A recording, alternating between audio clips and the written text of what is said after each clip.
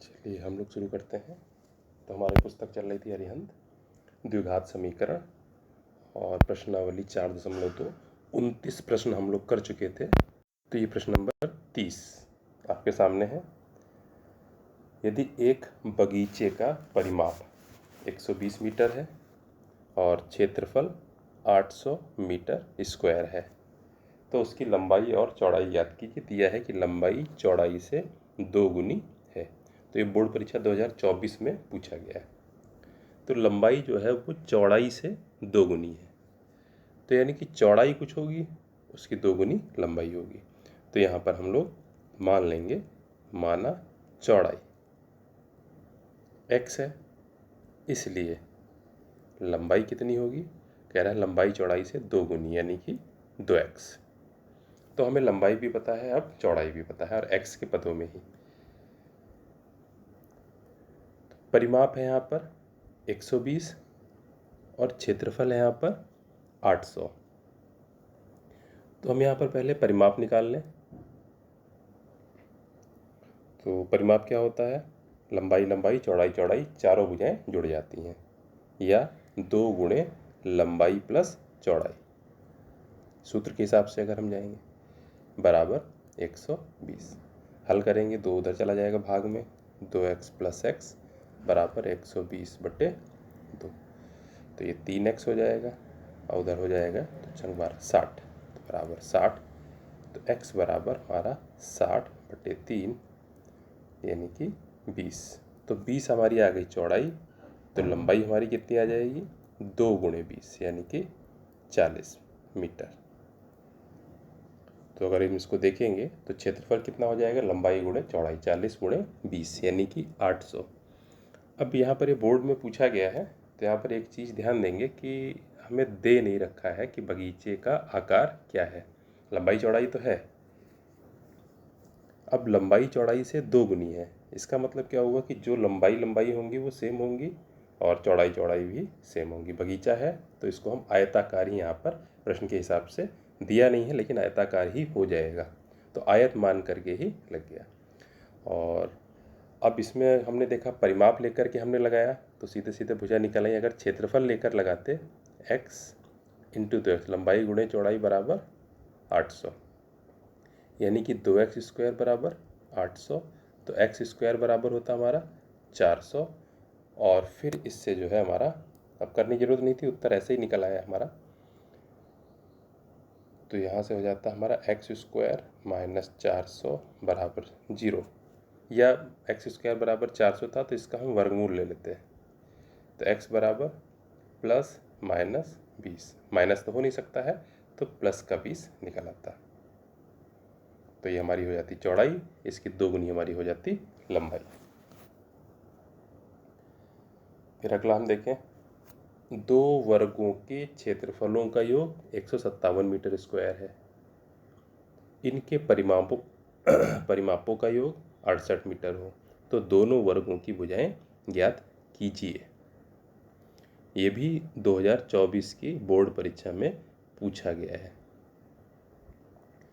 तो हम यहाँ पर मान लेंगे अलग अलग वर्ग हैं। तो जो पहला वर्ग है, मान लेंगे, माना पहले वर्ग की भुजा x और जो दूसरा वर्ग है उस दूसरे वर्ग की भुजा हम मान लेंगे y। अब वर्गों के क्षेत्रफलों का योग, तो वर्ग का क्षेत्रफल भुजा गुणे भुजा, यानी पहले वर्ग का क्षेत्रफल क्या हो जाएगा, x गुणे x और दूसरे का क्षेत्रफल y गुणे y। तो दोनों वर्गों के क्षेत्रफलों का योग यानी प्लस बराबर है 157, यानी कि x square plus y square बराबर 157। एक तो ये समीकरण बना हमारा। और क्या कह रहा है, इनके परिमापों का योग। अब वर्ग का परिमाप क्या होता है, चारों भुजाओं का योग, यानी भुजा प्लस भुजा प्लस भुजा प्लस भुजा, यानी कि 4 गुणे भुजा। यानी पहले वर्ग का परिमाप क्या होगा 4x, दूसरे का परिमाप क्या होगा 4y और परिमापों का योग यानी कि दोनों का जोड़ बराबर 68। हल करेंगे 4 कॉमन मिल जाएगा, x प्लस वाई बराबर 68, 4 उधर ले जाएंगे बटे में तो x प्लस वाई बराबर 68/4। तो हमारा आ जाएगा x प्लस वाई बराबर 17, 17 चौको 68, 4 एकम 4, 4। तो x प्लस वाई का मान 17 आ गया। यहाँ से हम किसी का भी मान निकाल लें, जैसे सपोज करें हम y का मान निकाल लें तो क्या आ जाएगा 17 माइनस एक्स, और ये y का मान यहाँ पर इसमें रख दें। तो इधर समीकरण क्या बनेगा, x square plus 17 minus x का होल स्क्वायर बराबर 157। हल करते जाएं, एक्स स्क्वायर प्लस इधर ब्रैकेट खोलेंगे तो 17 square plus x square minus 2 into 17 into x बराबर 157। एक्स स्क्वायर जुड़ जाएंगे हमारे, तो हो जाएगा 2x स्क्वायर प्लस 17 का वर्ग हम लोग यहाँ पर कर लेंगे, तो हमारा 17 का वर्ग यहाँ पर हो जाएगा 289 माइनस 2 17 एक्स ही गुणा करेंगे तो 34x बराबर 157। 157 इधर ले आएंगे, 2x square minus 34x plus 289 minus 157 बराबर 0। 289 से हम 157 घटा देंगे, 2x स्क्वायर माइनस 34x, अब यहाँ पर हम जब घटा देंगे तो प्लस का हमारा बचेगा 132 बराबर 0। तो ये हमारा समीकरण बन गया। यहाँ पर इसमें 2 से भाग भी हो सकती है, 2 से भाग देने से थोड़ा और आसान बन जाएगा, तो भाग कर दें तो हमारा बचेगा x square minus 17x plus 2 छंग 12 तो कम 2 61 छंग 12 1 बचा और 2 छंग 12 66 बचेगा बराबर 0। 66 के ऐसे टुकड़े करने हैं जिनका योग या अंतर 17 है, तो 11 छक्का 66 और 11 6 का योग जो है 17 आ जाएगा। तो x square minus 11x minus 6x plus 66 बराबर 0। तो शुरू वाले दो पदों में x कॉमन, तो x माइनस 11, बाद के दो पदों में 6 कॉमन, तो x माइनस 11 बराबर 0। तो x माइनस 11 कॉमन, तो हमारा बचेगा x माइनस 6 बराबर 0। अगर पहला ब्रैकेट 0 हो रहा है तो x का मान 11, दूसरा ब्रैकेट 0 हो रहा है तो x का मान हमारा 6। जब x के दो मान निकल आए, अब हम y का मान देख लेंगे, तो y बराबर हमारा क्या था 17 माइनस एक्स, तो x बराबर 11 से y का मान हमारा क्या निकल रहा था 17 माइनस 11 यानी कि 6, और x बराबर 6 से हमारा y का मान क्या निकल रहा था 17 माइनस 6 यानी कि 11। तो यानी कि अगर x का मान 11 है तो y का मान 6 होगा, और अगर x का मान 6 है तो y का मान 11 होगा। यानी कि जो वर्ग की भुजाएं हैं वो 6 और 11 यहाँ पर होंगी। तो यहाँ पर मीटर में उत्तर है, तो ये मीटर में उत्तर आ जाएगा। वर्गों की भुजाएं इस तरह से 6 और 11 मीटर होंगी। फिर प्रश्न नंबर अगला है ये, इस तरह के सवाल खूब आए हैं, लगभग आते ही हैं। एक रेलगाड़ी एक समान चाल से 180 किलोमीटर की दूरी तय करती है। यदि चाल 5 किलोमीटर प्रति घंटा अधिक होती तो उसी यात्रा को 1/2 घंटा कम समय में पूरा करती है। रेलगाड़ी की चाल ज्ञात कीजिए, 2024 में पूछा गया है। एक ये प्रश्न और एक धारा वाले प्रश्न कि नाव चल रही है नदी में, ये लगभग आते हैं किसी न किसी सेट में हर साल। तो इसको हम लोग देखेंगे यहाँ पर। तो जैसे ये आया तो यहाँ पर हमें सूत्र याद होना चाहिए, समय बराबर दूरी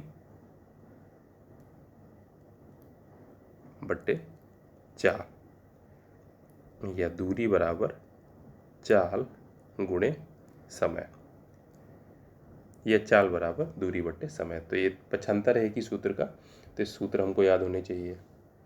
और जब इस प्रश्न को लगाएंगे तो हम यूनिट देख लेंगे यहाँ पर कि सब एक ही होनी चाहिए। जैसे दूरी कितनी 180 किलोमीटर, चाल 5 किलोमीटर प्रति घंटा अधिक होती है, ये भी सही है किलोमीटर प्रति घंटा, तो 1/2 घंटा, तो ये भी सही है। यानी कि सारे समय जो है घंटे में है और सारी दूरियां जो है किलोमीटर में है। मीटर में दूरी नहीं है, समय मिनट और सेकेंड में नहीं है, तो इसका मतलब ये सही है, हमको ज़्यादा इसमें कुछ नहीं बनाना। तो यहाँ पर कह रहा है कि एक समान चाल से चलती है और उसको कुछ समय लगता है। अब अगर चाल बढ़ जाएगी तो जाहिर सी बात है तेज चलेगी तो समय कम लगेगा, तो अब समय कम हो गया, तो हम समय की ही बात कर रहे हैं यहाँ पर। तो हम यहाँ पर पहले समय निकाल लें, पहले समय का मतलब, अब पहले समय नहीं, अभी यहाँ पर हमें चाल ज्ञात करनी है, तो चाल मान लेंगे यहाँ पर, माना जो चाल है यहाँ पर रेलगाड़ी की, हम मान लेंगे x किलोमीटर प्रति घंटा। तो ये रेलगाड़ी की हमने चाल मान ली। अब यहाँ पर हम देखेंगे कि पहले समय कितना लगता है, यानी कि कोई दूरी है, उस दूरी को तय करने में। तो समय बराबर दूरी बटे चाल। कितनी दूरी थी? 180 किलोमीटर। चाल कितनी है? x। तो ये पहले का समय निकल आया।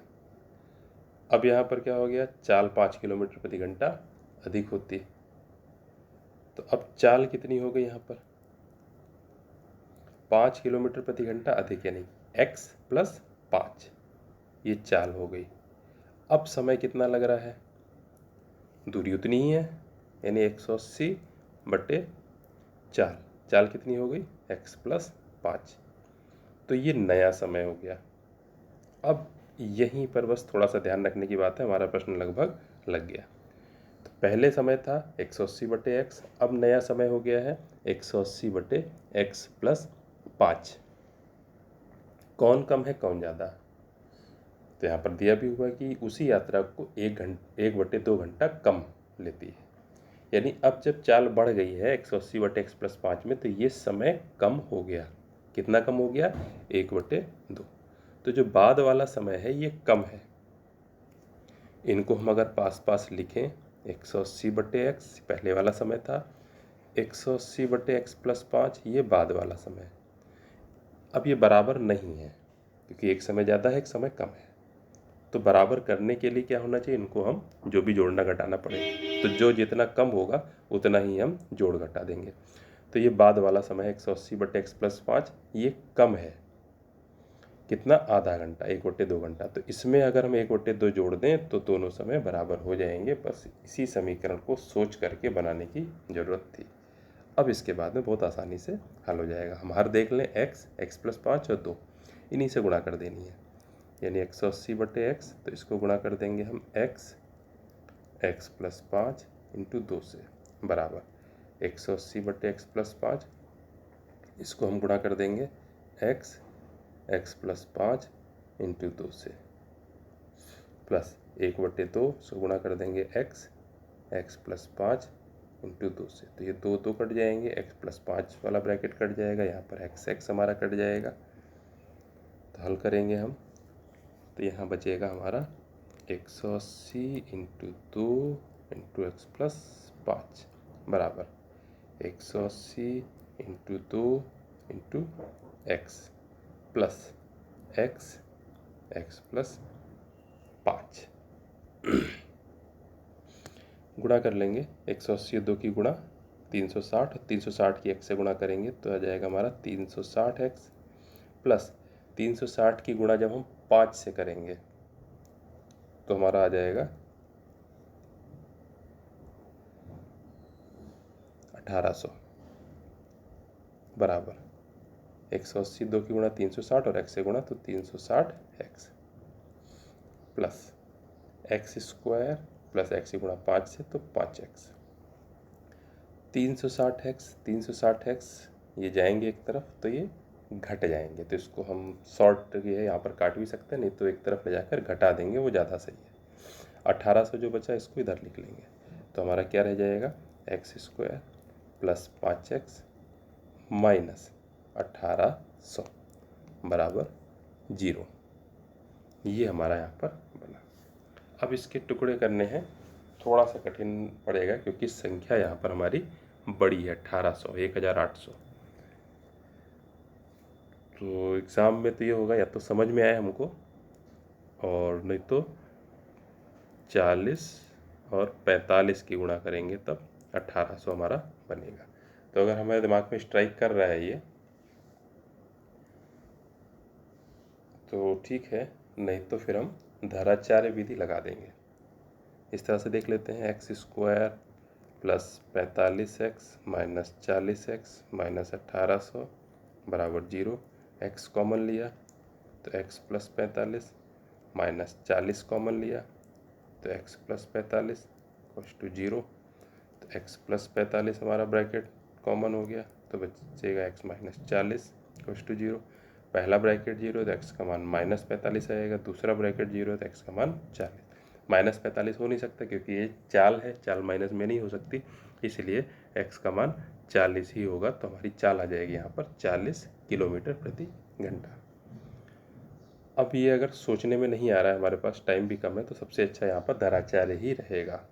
तो दराचार्य विधि से क्या होगा, माइनस बी मतलब -5 plus minus under root of B square यानी कि 5 स्क्वायर 25 -4a इंटू सी यानी कि 4 गुणे एक्स स्क्वायर गुणांक 1 गुणे -1800, तो प्लस हो जाएगा। तो 4 गुणे 1800 बटे 2a यानी कि 2 गुणे 1। तो हमारा क्या हो जाएगा, -5 plus minus under root of 25 plus इसकी गुणा कर देंगे तो 7200, 18 चौको 72 बटे 2। अब 7200 हम जोड़ देंगे तो -5 plus minus under root of 7225 बटे 2। अब 7225 का हमें वर्गमूल निकालना पड़ेगा, हालांकि इससे भी वो छोटा नहीं पड़ रहा है, तो इसका हम लोग वर्गमूल निकाल लेंगे 7225 का। तो 7225 का वर्गमूल, जोड़े बना लेंगे इसमें। अब 72 में हम देखेंगे 8 8 64 9 9 81, तो 9 9 तो ज़्यादा हो जाएगा, 8 बार जाएगा तो 64 घटा देंगे, 8 बचा, अगला पूरा जोड़ा उतारेंगे, 8 8 को जोड़ कर लिख देंगे यहाँ पर 16। फिर देखेंगे किससे हम गुणा करें, तो 5 5, तो 5 की गुणा 165 से कर देंगे, 55 25 5 2 5 से 30 तो 32 2 5 कम 5 3 8। तो ये हमारा वर्गमूल आ जाएगा 85। तो यानी कि हमारा आ गया -5 प्लस माइनस 85 बटे 2। यहाँ से अगर माइनस चिन्ह लेते हैं तो हमारा आ जाएगा -5 माइनस 85 यानी कि -90 बटे 2, और प्लस चिन्ह लेते हैं तो हमारा आ जाएगा -5 प्लस 85 यानी कि 80 बटे 2। तो ये उत्तर माइनस में आएगा 45, ये वाला उत्तर हमारा प्लस में आएगा 40। तो यही वाला हमारा सही है। तो हालांकि दोनों तरीके बड़े पड़ रहे हैं, और 7225 के अगर हम गुणनखंड भी करते हैं तो गुणनखंड करने से भी वर्गमूल निकलेगा, लेकिन वो भी पड़ा ही पड़ेगा। 7225 5 से ही कटेगा, 5 का 5 तो 5 20 2,